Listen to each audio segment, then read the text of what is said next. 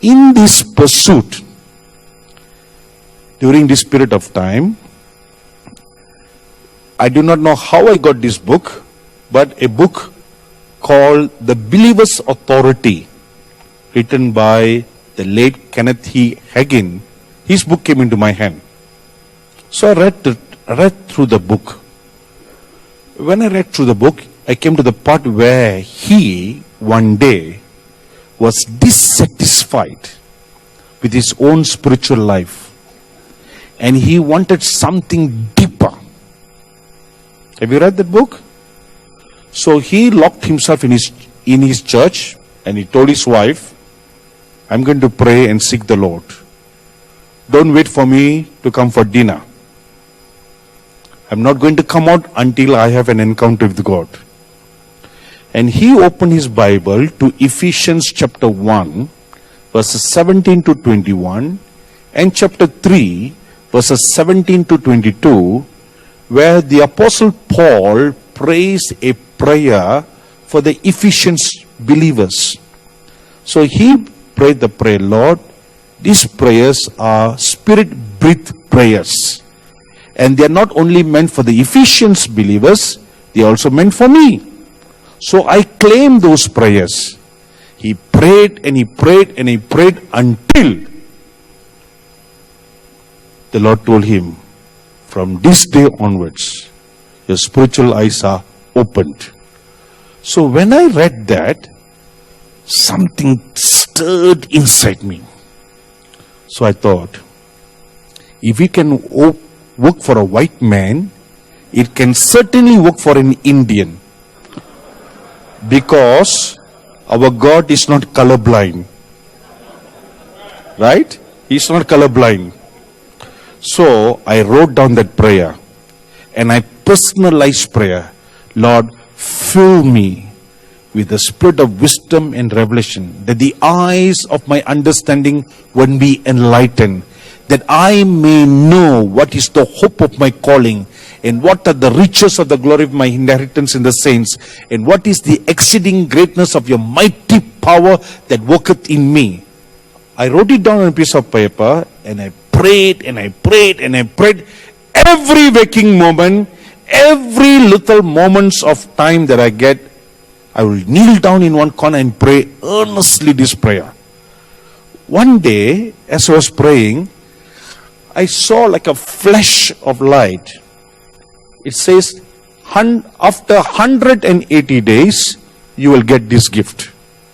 I don't know why that 180, but I made note of it in my diary. But I still kept on praying. Every day I pray that prayer, When I'm traveling in the bus, I pray. When I'm walking, when I pray.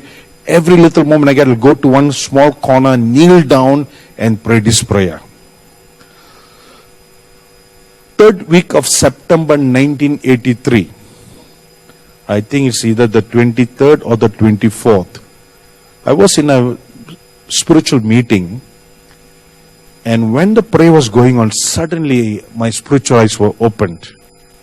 I saw the Lord Jesus Christ hanging on a cross.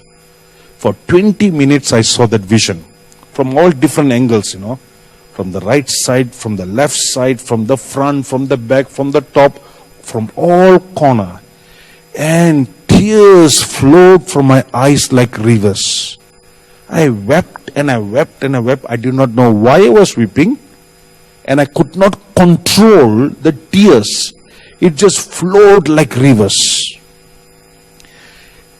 That night, when I went back to my room, I was recording this incident in my diary. I have a habit of writing down all visions that I see, whatever the Lord speaks to me in my diary, When I wrote that incident in my diary, I thought, let me see what day is that day. When I counted back, it was exactly the 180th day. That was the exact 180th day. My spiritual eyes were opened. From that day onwards, every time I'm praying, I will see a vision, a spiritual vision. And I was not satisfied with that, No, this is not enough. This is not enough. I must go to the next step. What is the next step? seeing the Lord Jesus Christ. That is my next step.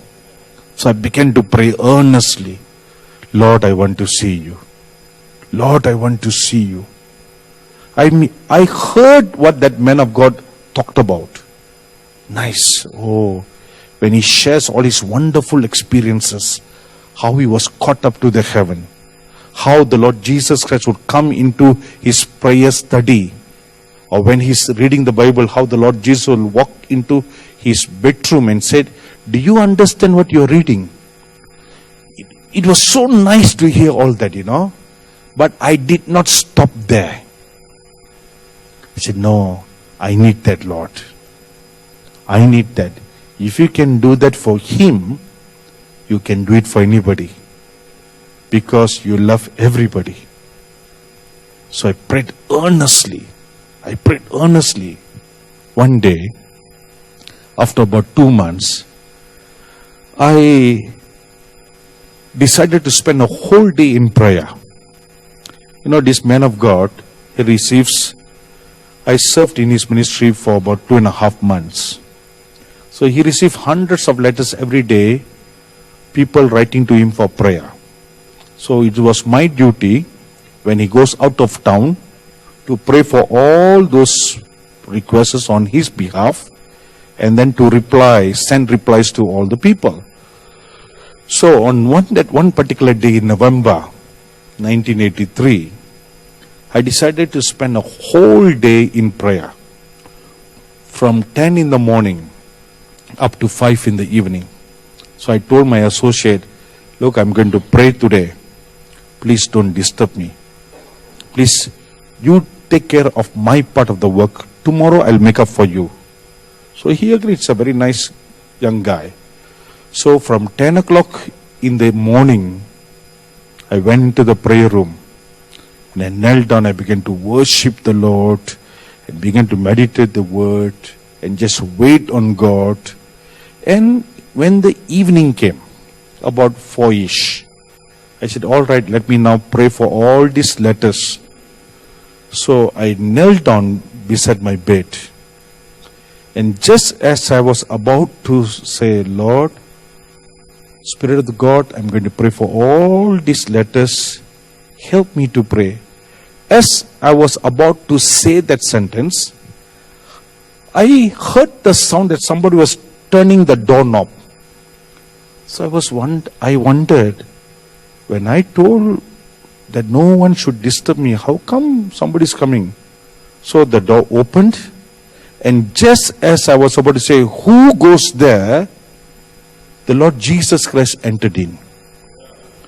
As real as you see me standing before you, I saw him standing there, wearing a beautiful blue robe.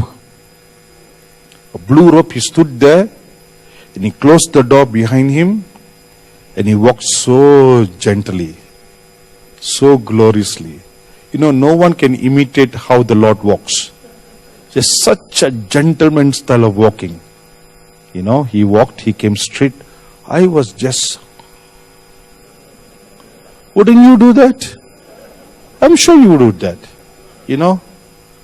So, this is an experience of a lifetime, You are hitting the jackpot now.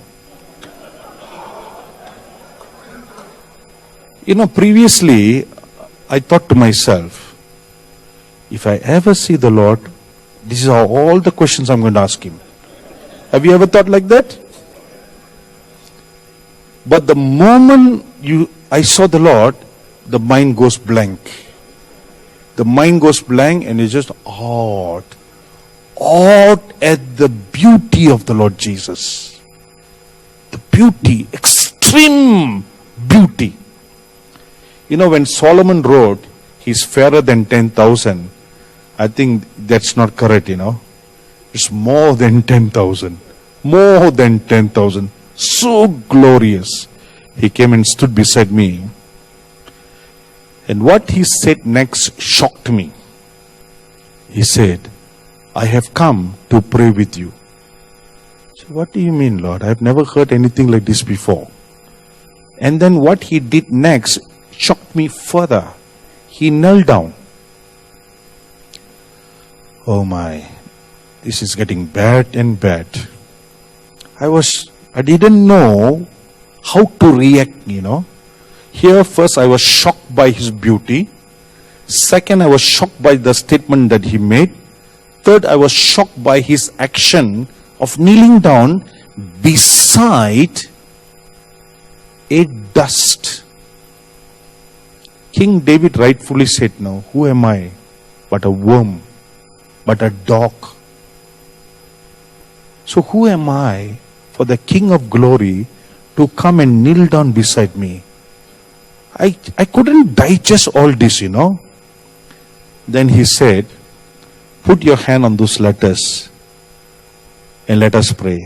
So I told the Lord, I somehow plucked some courage, I said, "Lord, I do not know what all these people have written. Shall I read them one by one to you? So that we can then pray." See how naive and stupid we are.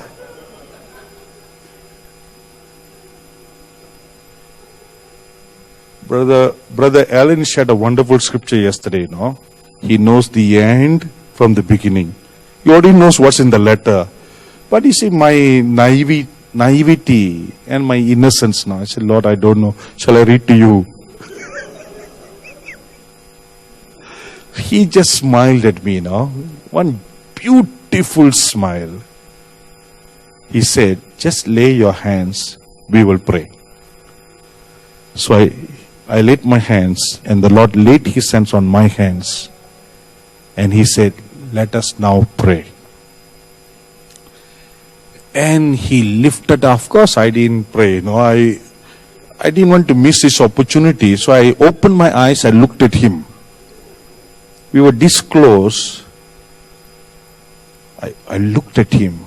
He lifted up his face and he just groaned and tears flowed like rivers.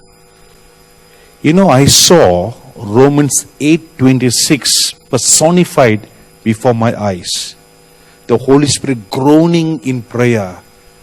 I saw the Lord, His Spirit, His inner went inside and he just groaned. His whole chest and his whole body was moving and groaning and tears flowed down his eyes.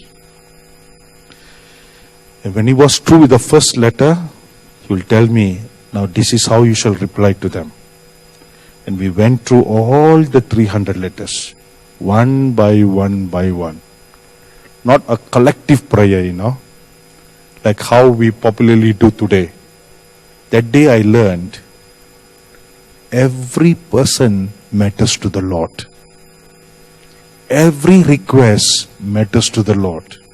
It's not a collective prayer. "Lord, we pray for all these letters, Lord. Answer them."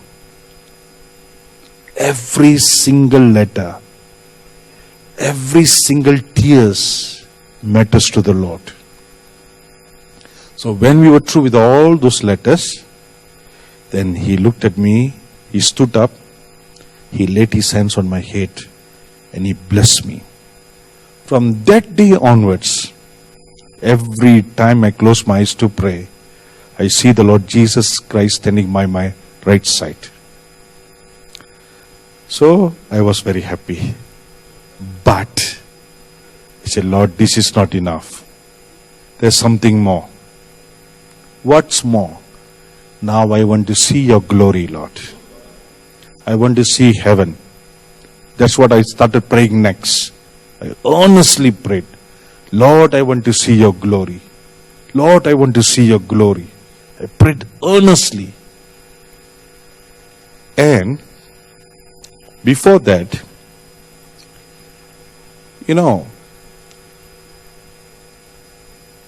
the Bible tells us in the book of Hebrews chapter 11 and chapter 12 that in the last days, the communion of the saints will be restored back into the church. Are you familiar with that? You have. These men of God used to share wonderful experiences of how he had this communion of saints. You know, we're not talking with dead people.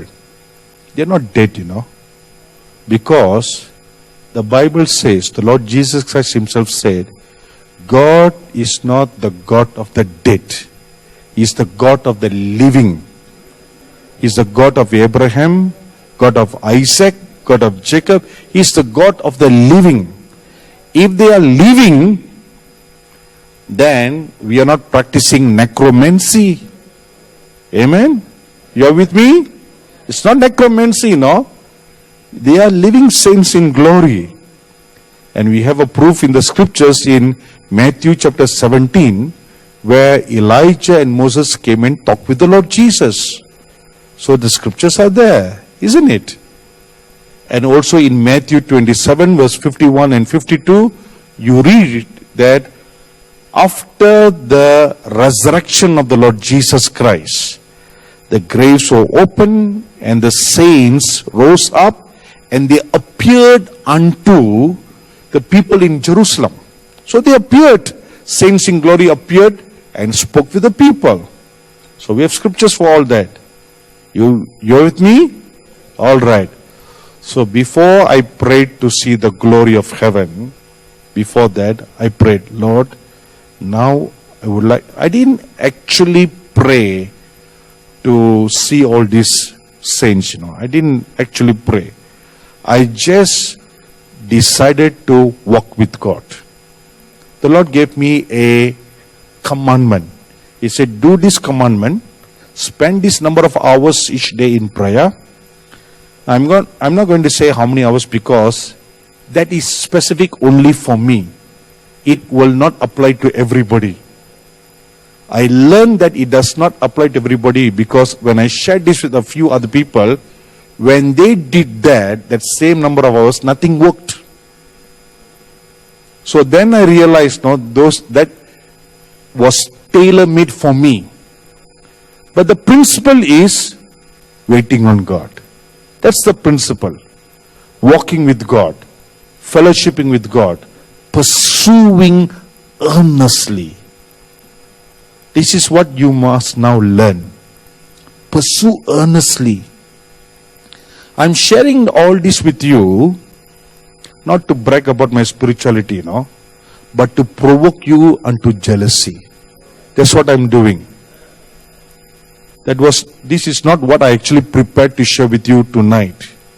You know, I'm just provoking you. I say all this with great humility.